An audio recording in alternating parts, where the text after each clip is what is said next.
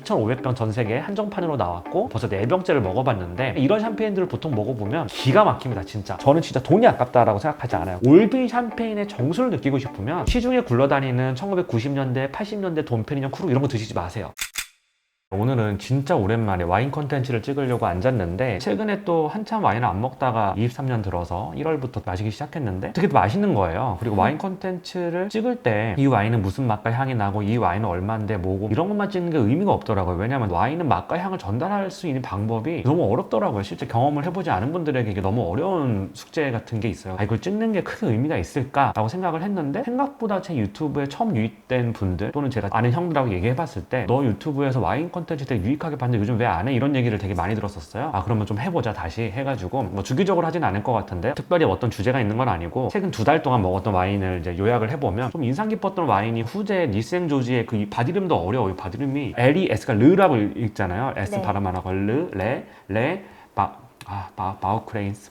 하여튼 영어로 읽으면 그런데 뉴스탱 조지라는 마을에서 뿌리미의 크루밭 중에 굉장히 좋은 맛인데 여기서 포인트가 있어요. 생각보다 굉장히 맛있는 거예요. 향이 처음부터 굉장히 화사한 향수향 같은 게 좀 많이 났고 그리고 베리라고 하면 이제 딸기 같은 느낌인 거거든요. 베리하고 뭐 화사하고 향수 같은 플로랄 향. 네, 플로랄, 그러니까 꽃향 이런 게 많이 났어요. 근데 사실은 꽃향 같은데 화사하고 뭐 장미꽃 같고 뭔가 이렇게 베리베리한데 뭔가 화사한 느낌이 나면 브리고니에서는 본로만의 마을이 많아요. 본로만의 마을에 에세조, 뭐 그랑에세조, 로마니 꽁띠 밭도 있고 라타시에도 있고 되게 기라성 같은 밭들이 많은데 본로만의 마을 특징 자체가 그런 것들이 좀 많아요. 근데 요즘에 브리고뉴 와인을 드실 때 예전에는 뭐 뉴생조지니 뭐 샹베리땡이니 본로마네니 뭐 이런 것들을 테이스팅을 하고 맞추는 수 있었다고 하는데 최근에 생산자의 영향력이 굉장히 강해지면서 마을을 맞추는 게 굉장히 어려워졌어요. 예전에도 물론 이제 명생산자들이 있었고 굉장히 잘하는 생산자들이 만든 와인들이 좋았지만 그때는 이제 토양, 때루아라 그러잖아요. 본로만의 마을의 토양이 특징이 있을 거고 뉴생조지의 특징이 있을 거고 각각의 마을이 가진 특징들이 좀 다른데 생산자의 어떤 색깔보다 마을의 색깔이 더 많이 비집고 때루아의 올라왔다. 향이 그래서 야 거기 뉴생조지 같은 본로마 이런 식으로 맞췄는데 최근 들어서 정확하게 얘기하면 2005년 이후에 양조 기술이 너무 많이 발달을 하고 양조도 과학적으로 이렇게 하다 보니까 누가 만들었냐가 가장 중요한 게 돼버린 거예요. 물론 그렇다고 때루아의 느낌이 전혀 없다. 그 마을의 느낌이 없다. 생산자만 중요하다. 이런 건 아닌데 상대적으로 생산자가 만드는 기술이나 노하우 이런 게 때루아가 가지고 있는 한계라든가 특징이라는 게 이걸 지워버리는 거죠. 근데 제가 이 얘기를 이렇게 길게 하느냐 후제에 우리가 뉴생조지에 있는 프리미에 크루밭의 19 빈티지를 먹었는데 이게 네고시앙 프로젝트 와인이에요. 그게 뭐냐면 브리고니 와인의 어떤 생산자가 지금 도멘, 아르망 후소 그리고 마을 이름, 밭 이름 이렇게 나오잖아요. 이게 이제 와인의 풀네임이죠. 도멘은 말 그대로 생산자라는 뜻이고 네고시앙도 생산자라는 뜻이에요. 근데 뭐가 다르냐? 도멘은 내가 직접 밭을 관리하고 내가 양조를 하는 거예요. 네고시앙은 딴 데서 포도를 사오는 거예요. 예를 들어서 네고시앙 터보가 있다라고 하면 저기서 이진님이 밭을 가지고 있어. 근데 내가 볼 때 좋은 밭인 것 같아. 이진님한테 가가지고 저 나 포도 좀 팔아라. 너는 양조를 어떻게 하고 있니? 서로 협의는 하겠죠. 내가 사오는 포도의 양이 예를 들어 100리터다 라고 하면 100리터 정도 요 밭에 요 정도 되는 거 내가 살 테니 양조 좀 신경 써주세요 하겠죠. 그러면 이진님이 열심히 양조를 하겠죠. 그리고 네고시앙인 나는 가끔가다 들려가지고 이거는 좀 더 수확식을 좀 빨리 해야 될 것 같은데 늦게 해야 될 것 같은데 이런 식으로 이제 좋은 어드바이스를 할 수 있죠. 근데 기본적으로 밭을 관리하고 포도를 어떻게 심고 어느 정도의 퀄리티를 뽑아낼지는 밭에서 포도를 생산하는 농부에게 달려있는 거예요. 근데 도매는 내가 농부의 역할까지 하는 거죠. 농부 플러스 양조까지 다 하는 거고요. 네고시앙은 농부와 협업해서 나와 계약이 돼 있는 농부에게 양조? 포도를 사와서 양조를 하는 거죠. 그러다 보니까 같은 생산자라고 해도 도맨이 훨씬 비싸요. 예를 들어서 도맨 후제 같은 경우도 도맨 후제가 붙으면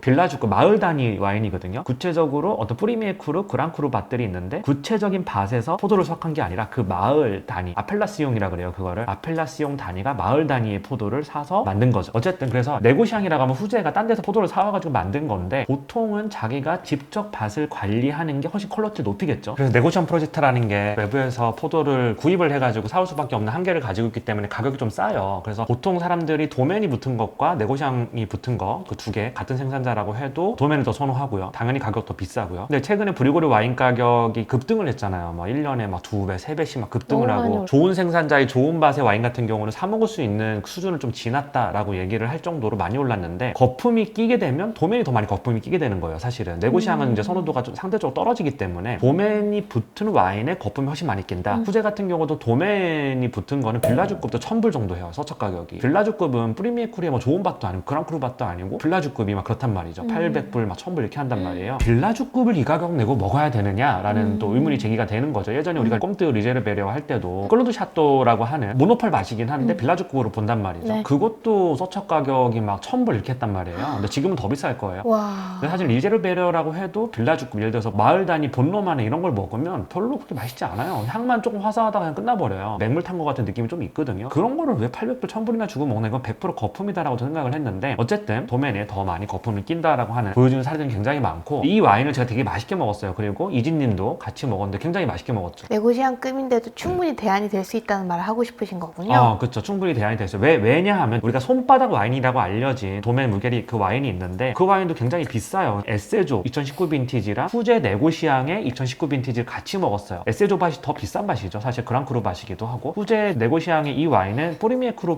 밭인데도 뿌리미에크루 중에서 좋은 밭이긴 하지만 그저기 본로마네를 대표하는 밭 중에 하나는 에세조 밭이잖아요. 그리고 가격도 이 도멘 무게로 걔가 더 비싸요. 걔는 한 서적 가격 500불 정도 하고 얘는 서적 가격 300불 정도 한단 말이에요. 그럼에도 불구하고 얘가 훨씬 맛있었어요. 네고시앙 후제가. 왜 그런 차이가 나느냐, 사실 이 와인에 거품이 더 많이 껴있는 거죠. 근데 에세조가 너무 어려서 아직 안 열렸었던 거 아니에요? 그럴 수도 있는데 좀더 포텐셜이 느껴지지 않았어요. 그때.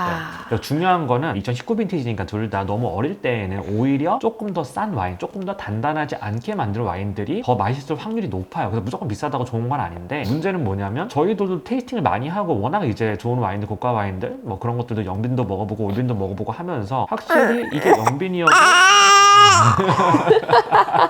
그 얘기를 지금 안고 촬영을 하고 있어요. 네네. 오늘 이모님이 안 계시는 날이어서 주말에 어떻게 팀내 촬영하려다 보니까 어쨌든 잠재력은 느껴져야 되거든요. 예를 들어서 우리가 한라 시친 빈티지를 먹으면 안 열려요. 그리고 좀 답답한 느낌이 좀 드는데 그 농밀도나 이런 거에서 굉장히 잠재력이 느껴지거든요. 그런 부분에서 봤을 때 이 와인은 500불짜리 와인은 좀 별로였다라고 이제 판단을 하고 있고요. 근데 왜 별로였느냐를 생각을 해보면 2019년이 부르고니가 되게 더웠던 해예요. 더웠다라는 말은 포도가 과숙이 되겠죠. 부르고니는 원래 여기가 파리가 있으면 부르고니가 이쪽에 있어요. 그리고 북쪽 지방에 있단 말이에요. 서울보다 더 위도가 위에 있는데, 위에 있으면 어떻겠어요? 추울 거 아니에요. 또 우리가 부르고니 가봤잖아. 여름에 갔었는데 우리는 여름 한낮에는 상당히 햇빛이 많고 덥고 너무 더웠어요. 그리고 밤에는 상당히 추워요. 그러니까 일교차가 서늘했어요. 굉장히 많이 나는 거죠. 이런 기후가 피노누아 키우기가 가장 좋거든요. 너무 많아서 지금 왜 우냐 너는?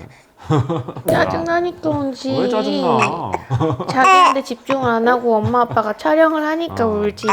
해야 돼. 너희 부모까지. 울고 울어 우리. 그래서 적도에서 이제 북쪽으로 가서 피노누아 키우기가 좋아지는데, 그래서 부르고뉴가 피노누아를 키우기에 가장 최적의 기후라는 말을 하는 이유가 거기 있거든요. 프랑스 론지방에 가게 되면 너무 덥고 막 이래서 못 키워요. 근데 2019년이 부르고뉴 지방이 유난히 더웠던 해라서, 더웠던 해면 포도가 가숙이 될 거 아니에요. 포도가 가숙이 되면 당도가 높아지고, 당도가 높아지면 알코올 도수가 높아집니다. 네. 근데 부르고뉴의 이 생산자, 아까 저 500불 이 생산자, 발음하기도 어려운 그 손바닥 생산자는 스타일 자체가 수확을 좀 늦게 한대요, 상대적으로. 그러다 보니까 과실 뉘앙스나 당도나 이런 걸 끌어내가지고 탄탄한 구조감을 만들고 과실 뉘앙스를 좀 더 많이 만드는 이런 생산자 스타일인 것 같아요. 와이너리 관련된 영화나 아니면 다큐멘터리 같은 거 보면 생산자들이 주기적으로 이제 수확 처리되면 수확하기 이전부터 가가지고 빨대 같은 걸로 꽂아가지고 당도 체크 같은 걸 하거든요. 그게 이제 당도 컨트롤이라고 해요. 당도를 컨트롤해서 알코올 도수를 내가 어느 정도를 가져갈 거고, 어느 정도를 과실 이걸 가져갈 거고, 이런 식으로 컨트롤을 하는 거거든요. 근데 2019 빈티지의 이 와인의 그 컨트롤이 좀 실패한 게 아니냐, 양조에 있어서 이 생산자가 좀 실수를 한 게 아니냐라는 생각이 들더라고요. 부르고뉴 피노누아인데도 불구하고 일단 알코올 도수가 15도예요. 이 와인은 부르고뉴 피노누아인데 알코올 도수가 15도 정도 되는 와인은 거의 찾아보기 힘들거든요. 근데 꼭 알코올 도수가 높다고 나쁜 건 아닌데, 미국 피노누아 같은 느낌이 좀 많이 났어요. 우리가 부르고뉴에 기대하는 섬세하고 화사하고 이런 부분들이 좀 덜하지 않았느냐라는 생각이 좀 들었고, 여기서 하고 싶은 말은 그 손바닥 생산자 2019 빈티지 에세조가 좀 별로다라는 말도 하고 싶고, 플러스 네고시앙이라고 해서 나쁜 거 아니다. 그리고 네고시앙이 오히려 좀 저평가돼 있고, 유명한 생산자의 도메인 와인들이 너무 가격이 많이 오르다 보니까 사람들이 이걸 선호하니까 많이 오르는 거겠죠. 그리고 부르고뉴는 생산량이 너무 적기 때문에 거품이 끼는 게 좀 빠르거든요. 투기성 자산으로 변해가는 것 같기도 해요. 맞아요. 중국 애들도 엄청 투기성 자산으로 많이 사고, 미국에 있는 컬렉터 이런 사람들이 많이 사기 때문에 한 밭에 조금 생산하는 생산자들은 2,000병, 3,000병밖에 생산을 안 해요. 근데 전 세계 와인 즐기는 사람 너무 많잖아요. 돈만 사도 많고, 그 사람들이 조금씩만 사줘도 풍기 현상이 일어나가지고 가격이 좀 천정부지를 치솟는 건데, 부르고뉴 와인을 좀 선택을 하실 때 도면만 볼 필요는 없다. 물론 여기서 중요한 포인트가 있습니다. 루이 자도나 유명한 네고시앙들이 있어요. 대량 생산하는 네고시앙들이 있는데, 이런 와인들은 솔직히 안 좋아요. 되게 품질이. 와인들이 후제 이 네고시안 프로젝트 이 와인 같은 경우는 1200병만 프로젝트성으로 이제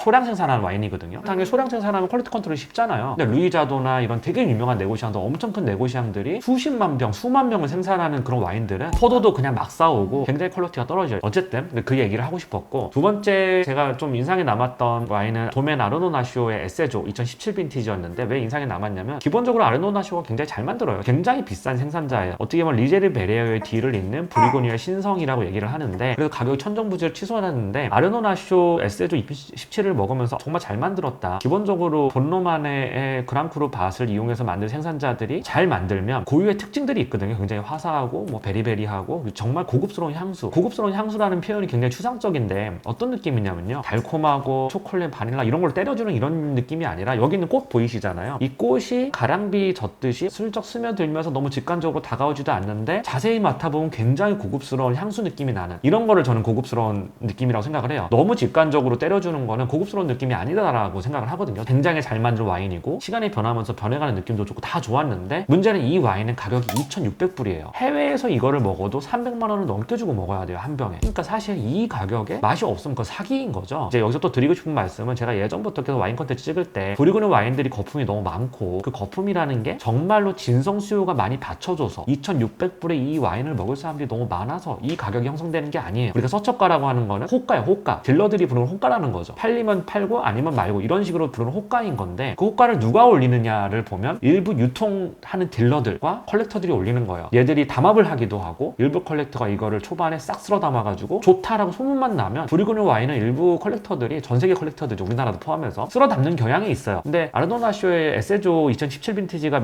몇 병이나 생산됐는지 모르겠지만 아무리 많이 생산이 돼도 몇천 병밖에 안 될 거예요. 근데 그게 먹는 사람들도 있고 식당으로 가는 것들도 있고 컬렉터들이 막 쓸어 담고 샵에 막 뿌려지기 시작하면 이게 품귀 현상이 일어나요. 그러다 보니까 일부 정말 돈 많은 사람들이 질러주기도 하고, 그러면서 호가가 형성이 되는 거거든요. 여기서 중요한 거는 이게 불과 1, 2년 전만 해도 1,000불도 안 했었어요. 보통 우리가 2년 만에 와인 가격이 3, 4배가 올랐다라고 하면 가성비가 굉장히 떨어진다라고 생각을 해요. 리제르 베레어의 빌라주크 와인을 이제 그 가격 내고 먹으라고 하면 누가 먹겠습니까? 물론 먹는 사람들이 있겠지만 대부분 인스타그램이나 이런 데서 이런 걸 되게 활발하게 먹는 분들은 예전에 살았던 분들이 많고요. 지금 그 가격에 사는 사람들 거의 없어요. 이런 부분들은 굉장히 거품이다 라고 하는 말을 좀 드리고 싶었고요. 그래서 아르노나쇼가 최근에 리제르 베레어의 뒤를 잇는 브리그뉴의 신성이다 라는 별명이 있듯이 가장 대표적인 케이스인 것 같아요. 그래서 이런 말씀 드리고 싶었고, 또 하나는 도멘 아르망 후소의 마지 샹베리땡 2017 빈티지예요. 아르망 후소는 샹베리땡의 맹주라는 별명을 가지고 있잖아요. 브리고뉴에서 탑5를 뽑으라 그러면 무조건 들어가는 생산자예요. 굉장히 와인을 클래식하게 만드는 생산자인데 맛과향은 뭐 말할 것도 없이 좋았고요. 와인 가격도 1,000불이 넘어갑니다, 이 와인 같은 경우는. 근데 아르망 후소의 샹베리땡 와인이었으면 훨씬 비싼 가격, 2,000불을 넘어가는 몸값을 가지고 있는데 마지 샹베리땡이어서 이제 1,000불 정도. 제가 지금 말씀드리는 가격은 국내 가격이 아니에요. 국내 들어오면 여기서 2배, 3배 정도를 생각하셔야 되고, 해외에서 거래되는 가격 또는 호가의 평균 가격입니다. 그리고 또 한 번은 제가 비교 테이스팅을 했었는데 샤또마고 90 빈티지, 라뚜르 90 빈티지, 그리고 쉐이프 힐사이드 90 빈티지 3개를 비교해서 먹었어요. 샤또마고 90은 마고 중에서도 완전 그레이트 오브 그레이트 빈티지거든요. 보르도에서 1982 빈티지가 20세기 최고의 빈티지라고 꼽히는데, 90 빈티지는 또 마고 마을에서 엄청 좋은 빈티지예요. 근데 재밌는 게 보르도가 이렇게 생겼잖아요. 강을 하나 끼고 오른쪽이 우한이라 그러고 왼쪽을 자안이라 그러는데, 자안 안에서도 마고 마을이 있고 뽀양 마을이 있고 굉장히 좀 여러 마을들이 있어요. 그러니까 가장 대표적인 마을이 뽀양 마을, 뭐 마고 마을, 그리고 빼상 레오냥 뭐 이런 마을들이 있죠. 마고 마을하고 뽀양 마을하고 거리 차이가 그렇게 많이 나진 않아요. 차 타고 운전해서 마고 마을도 가보고 뽀양 마을도 가본 경험이 있거든요. 근데 어떻게 보면 강남구에서 강서구 가는 그 정도 길 정도 될 거예요. 그러니까 같은 서울로 묶이는 거죠. 그런데도 불구하고 서로 기후가 완전 달랐어요. 그래서 마고 90은 굉장히 그레이트 빈티지고 가격도 1,000불이 넘는데, 라뚜르 90은 그레이트 빈이 아니에요. 그레이트 빈티지가 아닌데 뽀양 마을에 있는 다른 샤또들, 무통 로칠드라든가 라피드 로칠드는 또 괜찮았었어요, 굉장히. 그러니까 같은 마을 안에서도 강서구 또는 뭐 서초구 안에 생산한 와인인데 밭에 따라서 기후가 좀 많이 달랐나 봐요. 어쨌든 이날의 주인공은 마고 90이 주인공이었습니다. 근데 여기서 또 하나 드리고 싶은 포인트는, 마고 90이 당연히 제일 좋았어요. 블라인드로 먹었거든요. 가장 좋았는데 문제는 초반에는 라뚜르 90이 가장 좋다라고 사람들이 찍었어요. 그러다가 후반에 가니까 마고 90이 가장 좋다라고 사람들이 다 이야기를 하더라고요. 왜 그러냐? 그레이트 빈티지의 와인일수록, 물론 라뚜르나 이제 마고나 둘 다 굉장히 좋은 와인이에요. 보르도 1등급 와인이고 5대 샤또 중에 하나죠. 둘 다 굉장히 좋은 와인인데 마고 90이 그레이트 빈티지인 이유는 숙성 잠재력이 더 높기 때문이거든요. 그 말은 오래 시간이 지나도 더 잘 버틴다는 얘기고, 향과 맛이 꺾이지 않고 지속 가능하게 더 오래 간다, 이런 뜻을 가지고 있는데, 라뚜르 90이 오히려 평범한 빈티지였고 마고 90이 오히려 그레이트 빈티지였기 때문에 초반에는 라뚜르 90이 조금 더 직관적으로 사람들의 사람들에게 어필을 한 게 아니냐라는 생각이 들더라고요. 이런 경험은 굉장히 많은 케이스에서 해볼 수 있는데 마고 90이 그레이프 빈티지여서 따자마자 라뚜르 90보다 맛있지 않습니다. 근데 마고 90은 오히려 그레이프 빈이기 때문에 초반에는 약간 닫혀있다가 시간이 지나면서 공기랑 산화가 되면서 확 열리는 그런 경험을 할 수 있었고요. 라뚜르 90은 오히려 초반에 이게 라뚜르야? 이런 느낌이 좀 있었거든요. 굉장히 화사해가지고 사람들이 이걸 마고라고 생각했던 사람들 많았거든요. 초반부터 너무 화사해가지고. 근데 잔에 똑같이 따라가지고 같이 테이스팅을 했는데 시간이 지나면서 라뚜르 90이 더 빨리 꺾이더라고요. 그리고 마고 90은 오히려 1시간 정도 지나니까 굉장히 화사하게 피어나면서 2시간, 3시간이 지날 때까지도 맛과 향을 유지하고 굉장히 다채로운 모습을 변했습니다. 확실히 이게 더 좋은 빈티지고 더 좋은 와인이었구나 라는 걸 느낄 수 있었고요. 쉐이프 힐사이드 90도 굉장히 좋더라고요. 막 굉장히 스파이시한 향도 막 직관적으로 올라오고 유칼립투스 있잖아요. 나무에서 나는 그 향도 막 올라오고 힐사이드라고 하면 쉐이프 안에서도 플래그십 와인이거든요. 이번에 신세계에서 인수한 와이너리죠. 사람들이 이게 신세계에서 이제 쉐이퍼 같은 걸 인수를 하게 되면 보통 신세계 백화점에 그 쉐이퍼 와인이 많이 깔릴 거 아니에요. 근데 힐사이드 같은 경우는 개인적으로는 영빈을 비싸게 사서 먹는 걸 비추합니다. 2018 빈티지, 19 빈티지 이런 거 사지 마세요. 아무리 뭐 할인 행사 싸게 준다 해도 그냥 사지 마세요. 정말 안 열리고요. 굉장히 달고요. 그리고 달아도 어떤 포텐셜은 느낄 수 있어요. 근데 그 포텐셜을 느끼려면 올빈들을 좀 많이 먹어봐야 돼요. 2019 빈티지는 이렇지만 한 20년, 30년이 지나면 이런 모습은 변해가고 이런 모습을 변했을 때 이 맛과 향이 터져 나오는구나 이걸 느껴보셔야 영빈을 먹었을 때 포텐셜을 느낄 수 있습니다. 그래가지고 한란이나 뭐 콜긴, 쉐이퍼, 힐사이드 이런 좋은 와인들 영빈 사서 드시는 거 절대 추천하지 않아요. 한란 영빈 드시는 게 저는 가장 어리석은 짓이라고 생각해요. 돈이 너무 아깝잖아요. 한국에서 사면 300만 원 이상을 줘야 될 거고 미국에서 산다고 해도 요즘에 200만 원 더 넘어가거든요. 차라리 돈을 쓰는 김에 시음 적게 있는 와인을 사서 먹자. 이게 제 취지고요. 그리고 두 번째로는 슈발블랑 1979 빈티지를 먹었는데 이거는 뭐 크게 언급할 건 아니지만 상태가 완전 퍼펙트했어요. 그러다 보니까 이게 굉장히 맛있었는데 79 빈티지가 굉장히 오래됐잖아요. 지금까지 버티면서 이게 지속 가능하게 맛과 향이 변하면서 그 감동을 주려면 이 와인이 정말 그레이 와인이어야 되거든요. 슈발블랑 자체는 굉장히 그레이 와인이지만 좋은 빈티지가 아니에요. 그리고 70년대가 보르도가 좀 암흑기였거든요. 그래서 70년대에 보르도 와인들을 좀 먹어보면 1등급 샤또라고 잘 못 버텨요. 페트로스를 제외하고는 거의 다 버티질 못해요. 근데 79 이 슈발블랑이 굉장히 상태가 좋았어서 그래도 초반에 굉장히 맛있게 먹었는데 역시나 잔에 따르고 1시간 정도가 지나니까 확 꺾여버리더라고요. 이런 부분들은 고려를 하셔서 보르도 와인 올빈을 드실 때는 저는 80년대부터 추천을 드리고요. 미국 와인도 70년대를 거의 다 꺾여 있어요. 드시지 마시고 웬만하면 80년대까지는 좀 살아있는 와인들이 많습니다. 80년대나 아니면 90년대. 미국 와인은 개인적으로는 90년대를 가장 추천하고요. 보르도 와인은 8이나 86이나 89나 90 이런 거는 이때를 추천을 하고요. 85나 뭐 84, 83 이런 거는 웬만하면 드시지 마세요. 83이나 이런 걸 드시고 싶다, 생빈이어서 먹고 싶다라고 하면 차라리 샴페인을 드세요. 샴페인 올빈을 찾아 드시는 게 더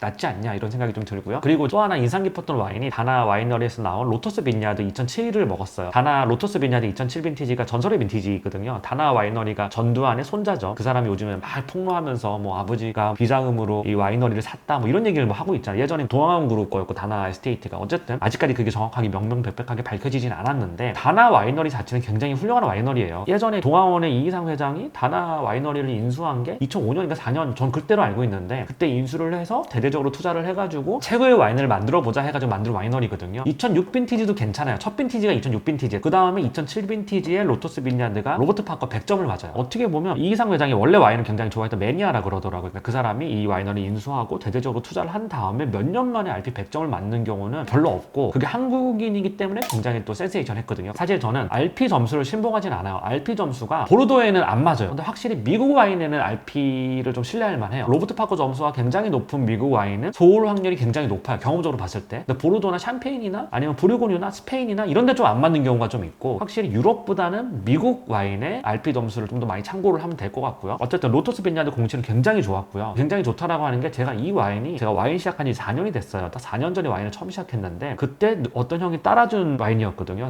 로터스 빈야드 공치를 딱 따라줬는데 과실을 막 이렇게 농축하고 압축해가지고 먹는 그런 느낌이 들어서 물론 시음 적기는 아니었죠. 향이 터지거나 이러지는 않았는데 우리가 이탈리아 와인 중에 아파시멘토라는 기법으로 만드는 달포르노라는 생산자가 있는데 포도를 완전히 수분을 다 날려버리고 농축해가지고 만드는 그런 기법으로 만들어요. 이 와인을 먹어보면 이 과실 농축미가 어마어마하거든요. 이 하나의 와인을 만들기 위해서 포도나무가 11그루 정도가 들어간대요. 그러니까 11그루 정도에서 수확한 포도를 가지고 수분을 다 날리고 만들다 보니까 이만큼의 포도를 수확해서 요만큼의 와인밖에 못 만드는 거예요. 그러다 보니까 당연히 과실의 농축미가 굉장히 뛰어난 거죠. 다나 로터스 빈야드 07을 제가 4년 전에 먹었을 때 그런 느낌을 좀 받았거든요. 너무 인상 깊어서 그 당시에 제가 4병을 샀어요. 1년에 한 병씩 따먹고 있습니다 지금. 그래서 이번에 한 번 더 먹어봤는데 이번에 3번째예요. 3년이 지나도 먹어보니까 확실히 4년 전에 먹었을 때보다 지금이 더 숙성이 된 것 같아요. 점점점 시음 적기에 다가서고 있는 것 같고 아직까지 시음 적기의 정점부라고 할 수는 없지만 점점점 다가서고 있는 느낌? 그런 느낌도 좋았어요. 좋았고요. 그래서 와인을 드실 때 물론 저처럼 이렇게 환자처럼 먹는 사람들은 공감을 하시겠지만 뭐 일반인들은 따라할 필요 전혀 없어요. 근데 내가 어떤 와인이 좋다라고 하면 그 와인을 2010 빈티지를 먹었는데 너무 맛있었다라고 하면 그 와인을 한 3-4병 정도 사보세요. 그 다음에 1년에 한 번씩 이 와인이 1년이라는 시간 또는 2년이라는 시간이 지날 때마다 어떻게 변해가는지를 테이스팅하면서 먹으면 이 와인에 대해서 더 많이 알 수 있고요. 그리고 와인 실력이 는다라고 저는 생각을 하거든요. 실제로 재밌잖아요. 포도로 만든 이 술이 매년 시간이 지날 때마다 맛과 향이 달라져요. 그러다 보니까 와인을 사람들이 살아있는 생명이다라고 얘기를 하는 것 같고, 그래서 와인이 굉장히 재밌고 다채로운 거죠. 전 다나 에스테이트가 이제 한 병 남았어요. 로터스 빈야드가 공치 빈티지는 한 병 남았는데 뭐 이건 또 내년에 또 먹어볼 생각입니다. 그 다음에 샴페인인데요. 샴페인 좀 짤막하게 언급을 할게요. 파이퍼 하이직에서 나온 호루스 빈야드라고 있어요. 호루스라고 읽진 않아요, 실제로. 어쨌든 호루스 에디션 1982 빈티지가 나왔습니다. 2,500병 전 세계 한정판으로 나왔고, 제가 이걸 좀 대량으로 좀 구매를 해가지고 벌써 4병째를 먹어봤는데 너무너무 맛있어요. 맛있다라고 하는 게 표현이 잘 안 되는데, 샴페인을 구입할 때 팁을 드리자면 이런 샴페인들 레이트 데고르주망이라고 그러거든요. 데고르주망이라고 하는 게 샴페인을 만드는 어떤 하나의 과정이잖아요. 샴페인의 마지막에 찌꺼기가 꼈을 때 이렇게 돌리면서 이 찌꺼기들을 병목에 모으는 거거든요. 그러면서 나중에 이제 병목에 있는 찌꺼기를 날려버리고 거기다가 도사주, 보충주라고 해요. 도사주를 채워 넣은 다음에 다시 코르크를 봉인을 하고 그 다음 철사로 이렇게 둘러가지고 하는 걸로 샴페인이 출시가 됩니다. 이걸 데고르주망이라고 해요. 이 과정을. 이 와인은 1982 빈티지잖아요. 1982년에 수확한 포도로 만들었을 텐데 이거를 와이너리 안에서 40년을 숙성을 한 다음에 2022년 1월에 데고르주망을 한 거예요. 그러니까 와이너리 안에서 40년 동안 숙성했다는 얘기는 이미 샴페인이 가지고 있는 숙성 미학을 다 가지고 있으면서도 데고르주망을 2022년에 했다라고 하면 상태가 퍼펙트하다는 거죠. 그냥 이런 샴페인들을 보통 먹어보면 기가 막힙니다, 진짜. 파이퍼 하이직이지만 물론 좋은 포도로 만들었지만 가격이 굉장히 비싸요. 한정판이어서 비싼 것도 있지만 40년 동안의 금융비용을 받아야 되는 거예요. 그리고 40년 동안 관리비용을 받아야 되는 거고, 그렇기 때문에 비싼 거고요. 근데 이런 와인은 저는 진짜 돈이 아깝다라고 생각하지 않아요. 올빈 샴페인의 정수를 느끼고 싶으면 시중에 굴러다니는 1990년대, 80년대 돔페리뇽 크룩 이런 거 드시지 마세요. 물론 그 시중에 굴러다니는 것 중에서 굉장히 상태가 좋은 돔 크룩, 뭐 크리스탈 이런 거면 너무 좋겠지만 제가 경험적으로 봤을 때 60% 상태가 안 좋아요. 제가 와인을 같이 먹는 동생 중에 한 명이 그런 얘기를 하더라고요. 이 친구도 돈이 많아서 1980년대, 90년대 돔페리뇽 같은 거 많이 사서 먹어봤는데 꿀뉘앙스가 굉장히 많이 났대요. 근데 산도로 좀 죽어있고 기포도 거의 빠져있는 이런 샴페인들을 많이 먹다가 제가 80년대 레이트 데고르주망한 샴페인들을 몇 개를 분양을 해줘가지고 이 친구가 먹었는데 기가 막힌다는 거예요. 산도도 살아있고 과실뉘앙스도 살아있고 기포도 살아있고, 근데 올빈이 가지고 있는 뭐 꿀이라든가 호두, 달콤한 뉘앙스 뿐만 아니라 과실뉘앙스들, 파인애플, 뭐 열대과일 이런 뉘앙스 다 살아있으니까 와, 이 샴페인이 미쳤구나 이런 얘기가 나오는 거죠. 우리가 향을 맡았을 때 코도 즐거워야 되지만 샴페인의 기포가 다 빠지고 완전히 산도가 죽어버리고 하면 맹물 탄 것 같이 혀에서 굉장히 심심해요. 지금 맛이 없는 거죠, 사실은. 그런 샴페인들이 돔페리뇽 크룩이라고 해서 비싸게 가격은 받지만 실제로 상태가 안 좋으면 저는 그거의 반값도 못한 샴페인이라고 생각을 하거든요. 그래서 오히려 이런 샴페인을 사는 게 안전빵으로 올빈 샴페인의 뉘앙스를 느껴볼 수 있고 굉장히 맛있게 먹을 수 있다라고 생각을 합니다. 이 샴페인은 2,500배 한정판으로 나왔고 이미 다 솔드아웃이 됐기 때문에 시중에서 구매하는 거는 쉽진 않겠지만 그래도 또 열심히 구해보면 구할 수 있습니다. 직구로도 구할 수 있고, 아니면 시오메 같은 데 나오셔가지고 먹어보면 굉장히 좋은 경험이 될 거라고 생각을 하고요. 그리고 제가 이제 늘상 이런 컨텐츠 찍을 때마다 말씀을 드리지만 베브클리코 1982, 1983을 제가 엑스샷도라고 하면 중간에 유통 과정을 전혀 거치지 않고 와이너리에서 바로 수입사로 쏜 다음에 수입사에서 저한테 보내주는 이런 샴페인을 이야기를 하는데, 한번 대량으로 1982랑 1983 빈티지를 구매를 한 적이 있어요. 이건 엑스샷도기 때문에 상태가 완전 퍼펙트해요. 그렇기 때문에 1980년대, 90년대 돔페리뇽 상태 보증이 안 되는 걸 먹을 바에는 베브클리코 80년대 먹는 게 100배 맛있어요. 장담할 수 있어요. 돔페리뇽이나 크룩이 좋은 거는 베브클리코 빈티지 샴페인보다 더 좋은 포도로 길게 양조해서 출시를 했기 때문에 훨씬 더 숙성 잠재력이 크고 정말 숙성이 제대로 됐을 때 훨씬 다채로운 모습을 보여준다. 그래서 더 비싼 거지, 상태가 보증이 안 되면 이것보다 훨씬 맛이 없어요. 근데 가격은 이것보다 비싸죠. 그렇기 때문에 시중에서 그냥 여기저기 굴러다니는 그 샴페인들 보면 저는 웬만하면 구매를 하지 않아요. 저는 그래서 샴페인 올빈 같은 경우는 홍콩에서 절대 안 사요. 홍콩에 있는 셀러들이나 와이너리 샵 주인들이 이런 올빈 샴페인을 보관을 잘 못하는 경우가 너무 많아요. 그래서 홍콩에서는 웬만하면 잘 안 사고요. 차라리 이런 샴페인들, 올빈들을 살 때는 상태를 좀 보증해주는 옥션이라든가 수입사랑 좀 친해져가지고 엑스샷도를 받는 게 전 답이라고 생각을 해요. 물론 엑스샷도 물건 자체가, 물량 자체가 많지가 않아서 배정 자체를 많이 안 해줘요. 그렇기 때문에 한두 병 먹으면 다 끝나버리고 샵 같은 데서 달라고 하기 때문에 수입사에서는 굉장히 고민이 많을 거예요. 근데 어쨌든 대량 구매를 좀 하게 되면 이런 물량을 좀 받을 수가 있으니 그런 데서 구입을 하는 게 전 가장 맞지 않나라는 생각이 좀 들고요. 그리고 이제 최근에 먹었던 샴페인 중에서 볼링저 2013 빈티지를 먹었는데 굉장히 가성비가 좋더라고요. 근데 이건 100불 정도밖에 안 한대요. 한 뭐 10몇만 원 정도면 살 수 있다 그러더라고요. 이거는 정식 수입도 되는 와인이니까 13 빈티지니까 어리잖아요. 쉽게 구할 수 있을 것 같고, 볼링저가 굉장히 소량 생산하는 그런 와이너리는 아니니까 굉장히 시중이 많을 거예요. 그래서 쉽게 구할 수 있으실 텐데, 아까 전에 제가 얘기했지만 최근에는 양조 기술이 너무 발달하다 보니까 생산자가 원하는 입맛대로 좀 만들 수 있는 경우가 되게 많아요. 그래서 요즘 가성비 좋은 샴페인들도 많이 나오거든요. 그런 것 좀 위주로 보시는 게 좀 좋은 것 같고, 와인을 드실 때는 너무 그 라벨에 집착해서 드실 필요는 전혀 없는 것 같아요. 어차피 맛과 향을 즐기려고 먹는 거지 우리가 라벨 자랑하려고 먹는 건 아니잖아요. 그래서 어쨌든 그렇고, 그리고 또 마지막으로 언급하고 싶은 게 람보르기니 배지가 붙은 와인이 있었어요. 이게 이탈리아 와인인데 이름도 되게 어려워요. 97 빈티지가 시작빈이라고 하더라고요. 후배가 선물 줘서 먹었는데 상당히 괜찮더라고요. 람보르기니 배지가 달려있길래 우리가 보통 페라리나 자동차 브랜드나 아티스트 콜라보 와인들이 있잖아요. 근데 그런 와인들을 먹어보면 하나같이 공통점이 있어요. 다 맛없어요. 정말 맛있는 경우 제가 본 적이 없어요. 이게 아티스트 빨로 약간 좀 마케팅해서 팔아먹는 거지 사실은 포도도 좋은 거 쓰지 않고요. 양조에 자신 있고 굉장히 잘 만드는 와이너리가 굳이 아티스트 라벨을 뭐하러 붙여요. 물론 모통 로칠드 같은 경우는 1945년부터 계속 해왔던 이 전통이 있기 때문에 피카소라든가 이런 말도 안 되는 대가들과 협의를 해서 그 라벨을 붙였고, 사실 이게 무통이 1945년부터 시작한 거라서 이게 굉장히 머리를 잘 쓴 거죠. 마케팅을 굉장히 잘한 건데, 최근 들어서 아티스트들이 명품하고도 콜라보를 많이 하고 와인하고도 콜라보를 많이 하는 것 같아요. 근데 그거는 이제 마케팅 수단일 뿐이고요. 그 와인이 훌륭하냐라고 물어보면 전혀 그렇지 않아요. 와인 절대 훌륭하지 않아요. 근데 이 와인 같은 경우 람보르기니 마크가 붙었잖아요. 근데 제가 페라리 마크 붙은 와인은 너무 맛없어가지고 한번 먹어보고 절대 안 먹는데, 이 와인은 상당히 괜찮더라고요. 중요한 건 가격이 한 200불 정도 하더라고요. 근데 이 와인이 97 빈티지가 200불이지 나머지 빈티지들은 거의 80불, 100불 이거밖에 안 해요. 70불짜리도 있고. 그런 와인들도 한번 사서 먹어보고 싶다. 가성비 와인 찾는 게 실력이라고 생각을 하니까 그런 와인들도 한번 도전해볼 생각이 좀 있고요. 오늘은 좀 여러 가지 얘기를 했고 양조에 대한 얘기도 좀 해봤고 하는데, 제가 이런 컨텐츠를 찍는 이유가 저 비싼 거 먹었습니다, 2,000불짜리 1,000불짜리 먹었습니다 이러려고 하는 건 절대 아니에요. 그거 뭐 자랑해서 뭐예요. 제가 운영하고 있는 네이버에 온라인 카페